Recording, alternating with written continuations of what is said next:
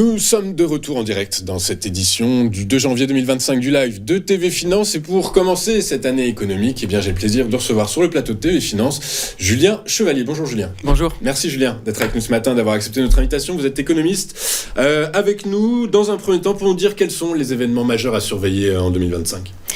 Les événements majeurs, on vit actuellement une période qui va dessiner un peu en quelque sorte la décennie à venir. Il y a des périodes comme ça de l'histoire, quand on regarde dans le temps long, qui sont très marquantes et qui sont les accélérateurs de l'histoire. C'est le cas aujourd'hui. On le voit avec les événements, avec les conflits géopolitiques, avec des tensions partout dans le monde, des conflits qui s'intensifient. Donc les événements majeurs à venir en 2025, on a évidemment l'évolution des conflits, que ce soit en Ukraine, au Proche-Orient, le conflit un peu plus froid comme à Taïwan. Ensuite, on a aussi l'accélération potentielle du développement de la fragmentation entre les pays du Nord et les pays du Sud, les BRICS, à quel point les institutions des BRICS vont se matérialiser, à quel point elles vont voir le jour, voir le jour, mais surtout à quel point leurs objectifs vont se concrétiser, notamment en ce qui concerne la nouvelle banque de développement. Il y a aussi, d'un point de vue de l'Occident, une véritable attention à avoir sur les crises démocratiques institutionnelles possibles, que ce soit en Europe comme aux États-Unis. On l'a vu là récemment que Trump avait eu à la fois la Chambre des parlements et le Sénat. Désormais, il a les pleins pouvoirs. Donc il y a ces événements à venir. Il y a aussi, d'un point de vue économique, l'évolution des indicateurs, que ce soit l'inflation, la croissance mondiale, à la fois en Chine et à la fois en Occident. Et c'est les indicateurs les plus importants à venir. L'époque actuelle, qui est une époque d'accélération de l'histoire, ou en quelque sorte, dans ce nouveau monde qui est en train de se dessiner, ce qui est évident, c'est qu'il faudrait organiser la création d'une conférence mondiale, comme c'était le cas avec Bretton Woods en 1944.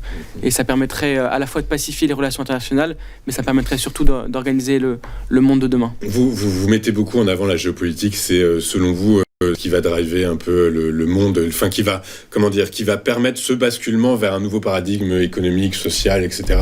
La géopolitique est conduite par des dynamiques plus longues, des dynamiques qui s'inscrivent à la fois sur des rapports économiques, des rapports politiques.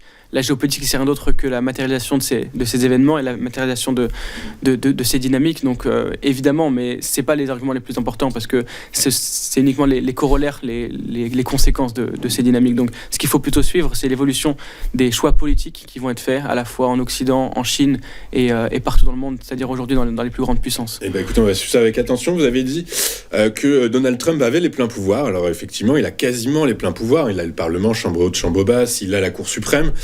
Ceci étant, il y a un contre-pouvoir qu'il n'a pas, c'est le contre-pouvoir de la Banque centrale. C'est la Banque centrale, il n'a pas la main mise sur Jérôme Powell. On se pose la question, mais a priori non, il ne devrait pas s'attaquer à Jérôme Powell au cours de son mandat, en tout cas durant cette première année.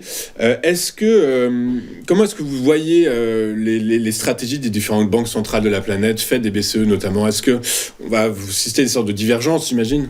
Ça va être assez clair. La Fed va continuer dans ce qu'elle est en train de produire aujourd'hui, c'est-à-dire de maintenir des taux d'intérêt qui soient légèrement plus élevés que les autres banques centrales du monde, en particulier de la Banque centrale européenne, pour la simple et bonne raison que Trump, et en l'occurrence la Banque centrale américaine surtout, veut maintenir un dollar assez élevé pour pouvoir attirer les capitaux étrangers et faire en sorte à ce que l'économie américaine continue à dominer sur le monde.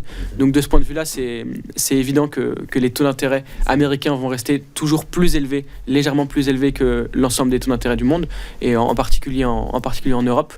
Et c'est aussi le cas, ça va être un enjeu aussi très fort pour les États-Unis, parce qu'il y aura un impact sur la dette qui est évident. Si dans 4 ans, les États-Unis continuent sur cette voie, on pourrait atteindre environ 51 000 milliards de dollars de dette. Aujourd'hui, on est à 36 000 milliards. C'est absolument hallucinant. On le répète à chaque fois, et c'est des chiffres qui à la fois expliquent beaucoup de choses, mais à la fois sont très peu compris.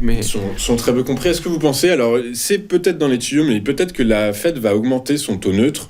Est-ce que c'est un prémisse, ce sont les prémices d'une éventuelle refonte et recalcul de l'objectif d'inflation qui pourrait passer de 2 à 3%?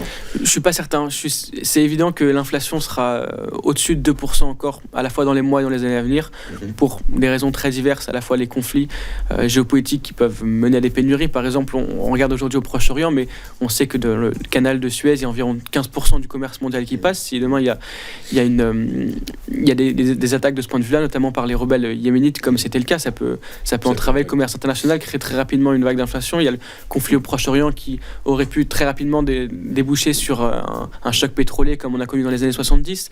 Et puis au-delà de ça, il y a le retour du protectionnisme. C'est un monde nouveau qui fait que la hausse du loyer de l'argent finalement et l'époque qu'on vit en quelque sorte est propice à une période d'inflation élevée. Il y a aussi des taux d'intérêt en baisse qui vont faire en quelque sorte repartir légèrement. Il y a d'autres événements comme le fait qu'on rentre partout dans le monde dans des économies de guerre avec des dettes très élevées, et qui dit dette très élevée dit inflation un minimum élevé pour pouvoir atténuer le poids de la dette. Sinon, avec une inflation très faible, la dette peut prendre des tournures assez exceptionnelles, assez exponentielles même, j'ai envie de dire. Et donc on est à peu près certain que dans les mois et années à venir, l'inflation mondiale restera au-dessus de 2%, c'est évident. Ça vous semble évident. En gros, c'est la variable qu'on va essayer de suivre le plus près possible en 2025, c'est celle qui va driver les marchés potentiellement. Exactement, évidemment. Et c'est aussi les choix politiques des banques centrales. Quel choix politique, pas politique puisque en quelque sorte elle reste indépendante, mais on sait évidemment qu'il y a une part de politique, mais c'est évidemment ce qui va driver les marchés, et c'est aussi c'est l'attention doit être portée évidemment sur les décisions de taux d'intérêt, à quel point la Banque centrale européenne va aussi décider d'accélérer ou non la baisse de ces taux d'intérêt. C'est un argument très intéressant, très important à suivre, parce que l'euro aujourd'hui connaît une dépréciation très forte, surtout par rapport à un dollar qui cesse d'augmenter depuis l'élection de Trump, et donc c'est ce sur quoi il faudra se focaliser. Faire attention. Il y a quelques jours, mais à peine 2 jours, Xi Jinping, le président chinois, a annoncé que le PIB de son pays allait atteindre les 5%. Est-ce que c'est complètement démagogique ? C'est intéressant à voir. L'économie chinoise aujourd'hui est à peu près dans la situation de l'Europe du début des années 2010, une inflation extrêmement faible, voire proche de la déflation, d'une baisse des prix, des salaires finalement assez faibles, une croissance donc très faible, puisqu'aujourd'hui on est à 4%, alors qu'on était il y a 5-6 ans à presque 10%, 8, 9, 10% en Chine. On a aussi des dettes très élevées, une consommation intérieure qui est très faible. C'est l'objectif affiché par la Chine depuis 2008, au moment où elle voulait changer de trajectoire économique. Mais l'objectif affiché par la Chine de 5% est certainement utopiste, pour la simple bonne raison que la Chine est une économie à bout de souffle. Elle dispose encore de certaines marges de manœuvre, mais beaucoup moins que ce qu'on pense, puisqu'elle passe son temps à baisser ses taux d'intérêt. Elle passe son temps à baisser ses taux d'intérêt et mettre en place des mesures de relance, à la fois pour le secteur immobilier qui est en crise, et à la fois aussi pour le secteur financier, les banques locales notamment, locales et régionales. Et donc le projet de 5%, c'est sûrement un projet utopiste, mais on va connaître dans les mois et années prochaines une croissance chinoise qui va cesser de baisser, même si la Chine entend mettre des leviers importants. C'est-à-dire qu'en gros, globalement, 4%, 4,5%, c'est un point bas c'est un point bas. C'est possible, exactement. Ok, très clair. Ça. Donc ça veut dire qu'en gros, globalement, il faut... les autorités chinoises annoncent très régulièrement ces dernières semaines des plans de relance, des mesures pour soutenir leur économie, mais c'est pas suffisant encore. C'est pas suffisant, mais surtout la Chine est un modèle à bout de souffle.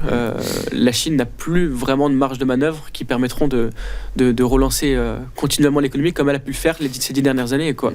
C'était le cas au début des années 2000, parce qu'il y avait des leviers à la fois sur l'endettement, sur le déficit qui était très fort, mais aujourd'hui la Chine n'a plus ses capacités et elle n'a pas la force économique des États-Unis. C'est pas encore la première puissance mondiale. Ils n'ont pas encore ouvert leurs capitaux au monde, donc à partir de là... Il n'y a pas de raison que la croissance soit démesurée comme... Exactement. En tout cas, retrouve les niveaux d'il y a quelques années. Merci beaucoup, Julien, d'avoir été avec nous. Merci. Julien Chevalier, vous êtes économiste avec nous régulièrement sur TFinance pour nous éclairer au sujet des grandes questions macro. Je vous souhaite une excellente année, Julien. Et je vous retrouve très bientôt. Nous, on marque une dernière courte page de publicité dans cette édition du 2 janvier. On se retrouve juste après. À tout de suite.